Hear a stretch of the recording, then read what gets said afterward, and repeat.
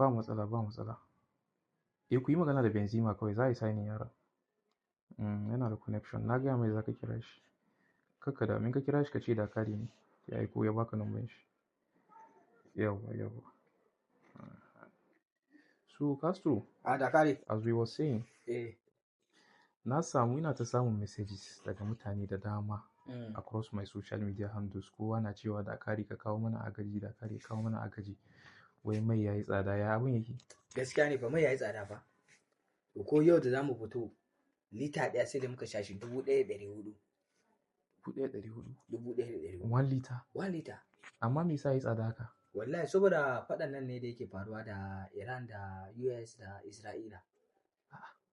Saboda faɗan US da Isra'ila da Iran? Wallahi. To amma ina ce ba muna da refinery a gida ba? Muna da refinery a gida. Ba muna da ɗanyen mai a gida ba? Muna da shi.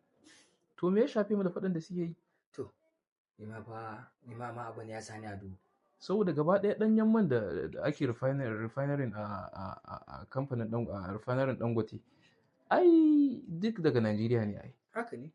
Sai in akwai ɗan ƙarancin mai ɗanyen mai a Najeriya ne shine yake ɗan fita waje irin su Brazil da su Angola ya ɗan samu. Amma majority ai daga Najeriya ne ɗanyen man. Haka ne. Amma no wahala. I will see what I can do for the people, ka gane?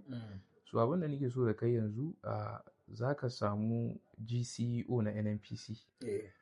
Zan kira shi, za ku je za ku yi magana da shi. Sannan ina so za ka haɗa mana da zama da Dangote. Ba damuwa. Saboda mu tattauna. Dangote ma ya kira yana so yi magana da kai ma ɗazu. Okay, ɗazu ya kira? No problem. Kawai ka haɗa mana zama da shi. To shi kenan. Saboda mu samu mu ga yadda za a yi a kawo mu talakawa su ɗauki. Gaskiya ka gane ba na jin daɗi ga ana siyan mai 114. Gaskiya. Ka gane lissafin?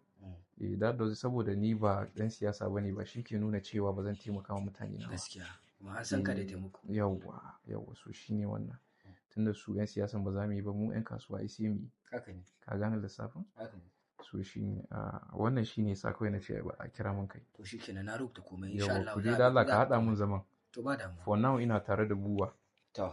In muka gama da shi. Ya shigo kenan. Yana da na so in kira shi amma tun da ya zo an gama. Yana ɗayan ofis ɗina. To shi kenan. In muka gama da shi. Sai in neme ka. To ba damuwa. Shi ne kawai ka je da Allah.